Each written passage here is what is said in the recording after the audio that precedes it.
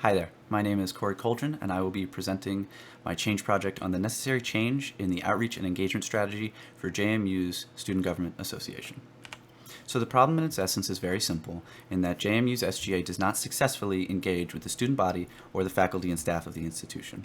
From the Student Government Association's perspective, it is very unfortunate because sometimes it feels as though the student body does not appreciate nor want to engage with the policy and deliberation that is being presented within the Senate. Now, conversely, from the constituents' perspective, it feels as though the organization is steeped in secrecy and a veiled attempt just to get another marker on their resume. But, both sides have their warrants. The current strategies that the SGA uses to engage with students are listed. There's much in the way of social media through Twitter, Facebook, and Instagram, and the sort. There's a lot of in-person outreach. You'll see many of the members of SGA in Warner Commons or SSC or in Festival reaching out, soliciting information and opinions from the student body, as well as faculty and staff members. And there are many Google Forms that are inundating the database for SGA, as well as we have recently began working our way into the official channels of the institution in order to reach a wider audience and to have a little more legitimacy. Now, the importance of this issue is manyfold, but I would like to focus on a couple things.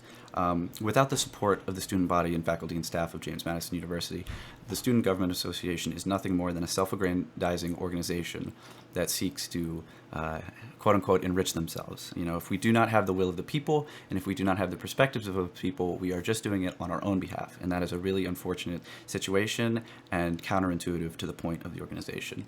And additionally, when there is policy that needs to be enacted and fought for and advocated for, administration only takes seriously a united front of students and faculty and staff members. If there are only 100 members of the organization that are advocating on behalf of these policies, that is only minuscule, a fly on the wall to the administration. But if there are thousands of people advocating, that is much stronger. Now, for the methodology I want to employ in this study, I would like to include James Madison University students, staff members, and faculty members. Much of the policy right now for the Student Government Association is focused on students, but I would like to include staff and faculty members, including the Faculty Senate. There is a ripe connection that can be made, and I think that's appropriate. I would like to include approximately 200 participants. I believe that this would provide enough power and enough direction for this study, as it is a two-part study. And they will be selected through convenience and self-selection sampling methods, as is the most convenient and is the most beneficial on a college campus. We will use word of mouth, social media, physical marketing, and in person, and in-class announcements if cooperating professors would like to engage with us. The materials that will be utilized are a Qualtrics survey, a three-part survey, integrated social media metric information from sites like Twitter and Instagram, as well as SPSS for data analysis. So, as I said, this is a two-part study. For the first part, there isn't much manipulation, but it is important to get the baseline. So we will direct participants through these marketing strategies to participate in an online questionnaire. Of course, we will attain consent from all those involved, and we will follow all IRB protocol, protecting at-risk individuals and communities, and so on. The participants will indicate their position within the university. Again, I want to split between students, staff, and faculty to make sure that we have the appropriate data. And then we'll direct them through a set of questions where they'll be confronted with different strategies connecting with SGA, such as social media, in-person, official channels, and so on. And also how their interest is piqued for certain policy initiatives.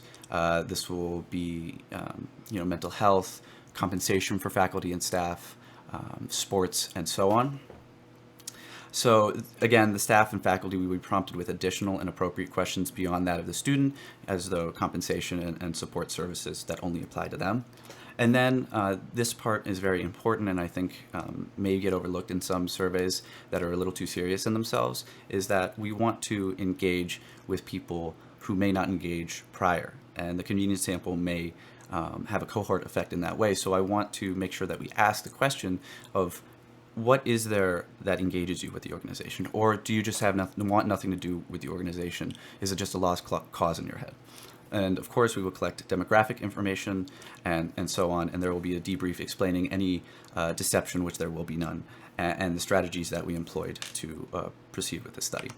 Now, part 2, this is more of a longitudinal study, and this is where we will do some manipulation in order to find the best strategies of outreach.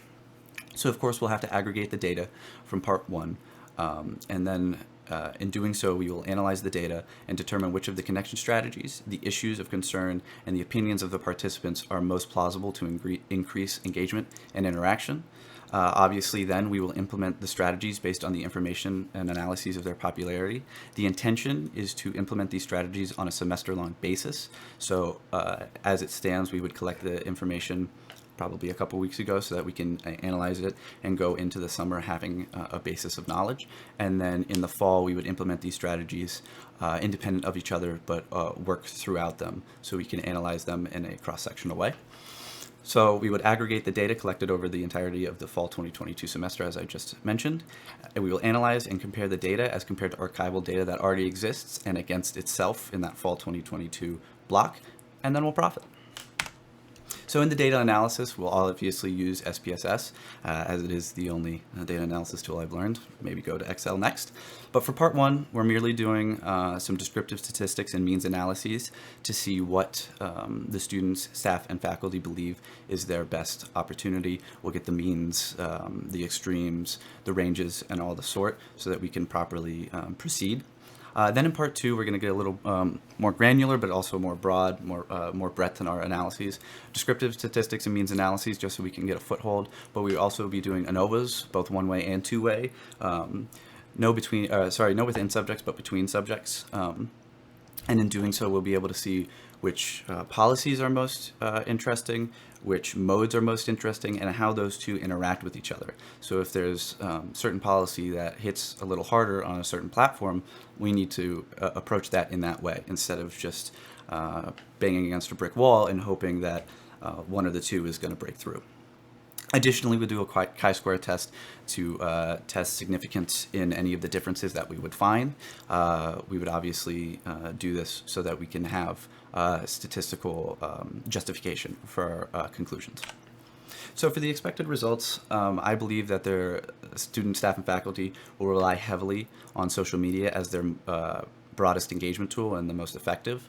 I believe that the more polarizing issues and policies will be more engaging to student, staff, and faculty, such as mental health resources for students and possibly compensation or support services for staff and faculty. And I believe, unfortunately, that many will be genuinely disinterested in the work of SGA. I think it is just another thing that students may not have the capacity to kind of think towards or act on.